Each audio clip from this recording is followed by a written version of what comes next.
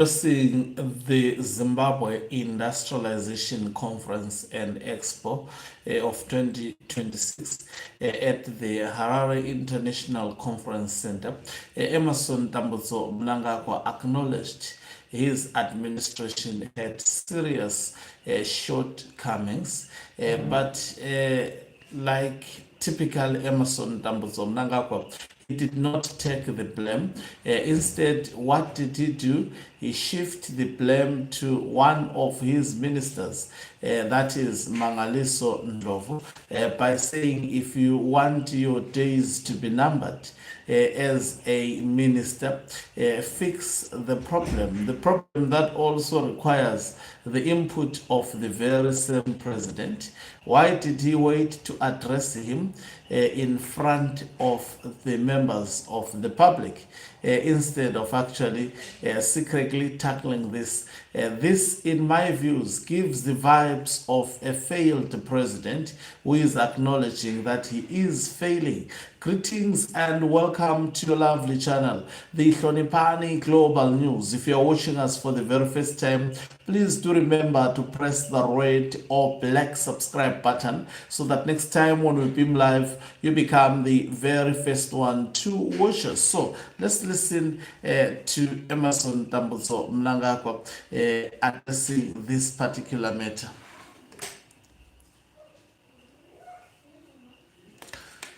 Biometric is disappointing me. Let's hope it will begin to play. Usually, I mean, it usually doesn't disappoint me. So Emerson Mnangagwa, in this regard, if the video plays, then I will actually play it for you. He realized that Zimbabwe was importing a lot of products which could be easily produced in Zimbabwe, spending billions of United States dollars in terms of importing these products that could actually be easily made to Zimbabwe, instead of Zimbabwe getting the much needed foreign currency. It is actually spending more foreign currency. And he said to Mangaliso Ndlovu, kana uchita kuti mazuva ako awedzere, mari iri kubuda munyika ngaishande muno. While he was actually telling one of his ministers that if you want me to continue allowing you to be a minister, you must fix this problem. But the mind-boggling question, should this be fixed by one person, or also it requires Emerson Mnangagwa? To me, it gives the vibes of a president who always wants to portray himself as the best, whilst pointing blame or blaming the members of his executive. You know, this video I've been trying to play it, but it's not playing. Let's hope it will play. Yes, let's listen to it. In the State of Industry report, that the country is currently importing approximately US 2.5 billion worth of manufactured products which can be produced locally is untenable. My Minister of Industry, take note. Nyika ine vanhu vakadzidza semwiso vanoadika. Tine ma-innovation hubs nema-industrial parks kuma-university nema-skills akawanda munyika.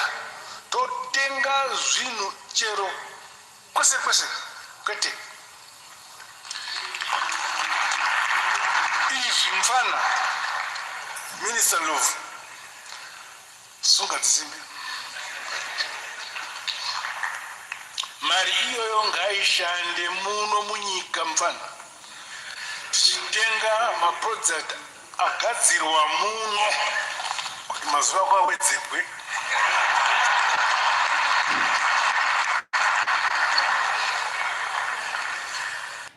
So that is Emerson Mnangagwa for you. You know, this speech was so offish. for the head of state to speak in such a manner with one of his ministers, calling him a boy.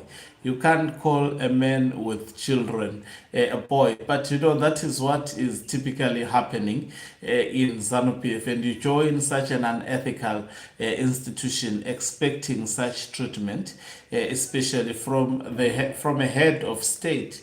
I think you cannot call a man a boy. Mfana. It simply means a boy. It's disrespectful. Anyway, it's too much to expect respect from Mnangagwa. Anyway, let me speak about the point I was deriving. He acknowledged that his government is importing more.